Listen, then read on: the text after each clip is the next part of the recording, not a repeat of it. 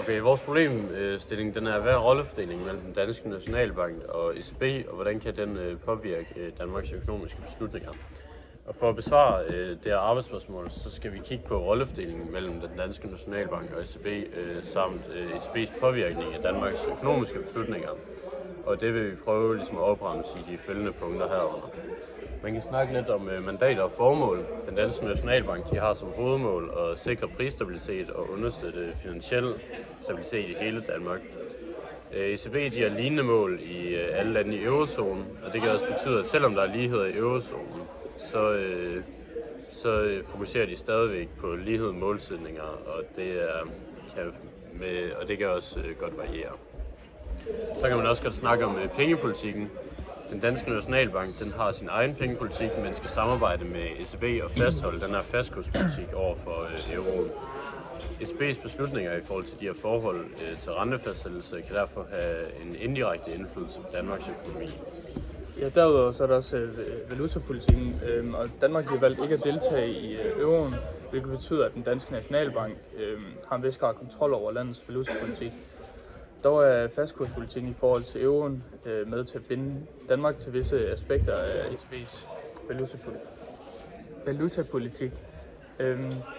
Og så er der også økonomisk suverænitet. Danmark bevarer en vis økonomisk suverænitet gennem sin nationale centralbank, men samtidig er der også forpligtelser og samarbejde med ECB, især med hensyn til fastkurspolitikken. Og det skaber ligesom sådan en balance mellem national autonomi og europæisk integration. Ja, og så ved jeg jo eurozonen og euroens udvikling. Danmark ikke er en del af eurozonen, undgår landet de direkte påvirkninger af ECB's beslutninger, men det er ikke immun over konsekvenserne af euroens styrke eller svagheder på de internationale markeder. Og så internationale forpligtelser. Samarbejdet mellem den danske Nationalbank og ECB det er afgørende for at sikre finansiel stabilitet og undgå større økonomiske ubalancer. Danmark er således også forpligtet til at samarbejde med ECB for at opfylde de her mål. Og så det historiske perspektiv med samarbejdet. Det er igennem historien, der har man samarbejdet den danske Nationalbank og ECB, og det har udviklet sig i takt med ændringer i den europæiske økonomi og indrigsøkonomi og politikken. Eksempler fra fortiden, det kan være, man kan lyse over, det er, hvordan dynamikken har påvirket Danmarks økonomiske beslutninger. Samlet set så kan rollefordelingen mellem den danske Nationalbank og ECB påvirke Danmarks økonomiske beslutninger ved at skabe en afvejning mellem national autonomi og behovet for at samarbejde for at opretholde den finansielle stabilitet og fastkurspolitikken over for euroen. For at danne en fuldstændig forståelse af dette komplekse forhold er det vigtigt at overveje aktuelle økonomiske forhold, politiske beslutninger og internationale begivenheder. Yes, og vi har valgt i det lød i opgaven, at det var den her bedstemor, der spurgte til den her familiefrokost om spørgsmål, så nu har vi prøvet sådan at lave de her spørgsmål mellem bedstemoren og den økonomividende, hvor svarene på spørgsmålene, de også kommer med. Så den ene her spiller bedstemoren, og den anden spiller den økonomividende. Yes. Jeg er så bedstemoren. Hej, hvad er det med de to pengegrupper, den danske Nationalbank og den europæiske centralbank? Hej igen. Den danske Nationalbank, den er som vores lokale pengeadministrator her i Danmark. De passer på, at vores penge de ikke mister deres værdi, og at priserne de ikke stiger for hurtigt eller falder for langsomt. På den anden side har vi den europæiske centralbank, også kaldt ECB.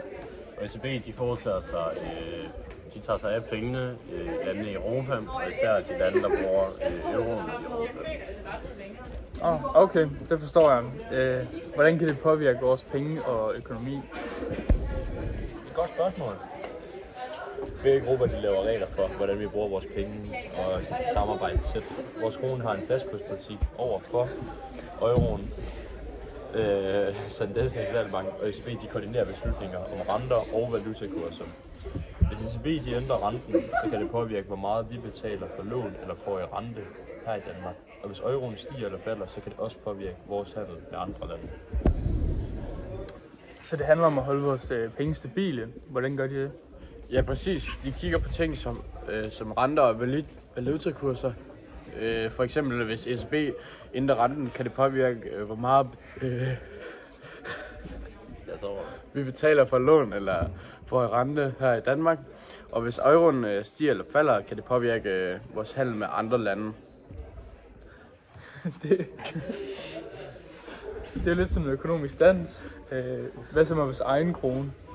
Ja, det er en god måde at se det på. Selvom vi samarbejder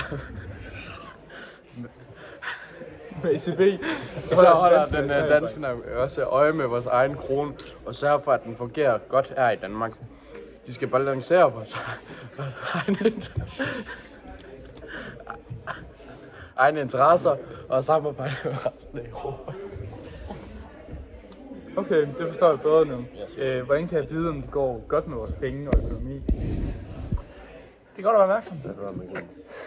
Du kan nøje med, om priserne de stiger for hurtigt eller for langsomt, og om vores krone den holder sin værdi. Det kan fx give dig en idé om, hvordan det går med vores økonomi.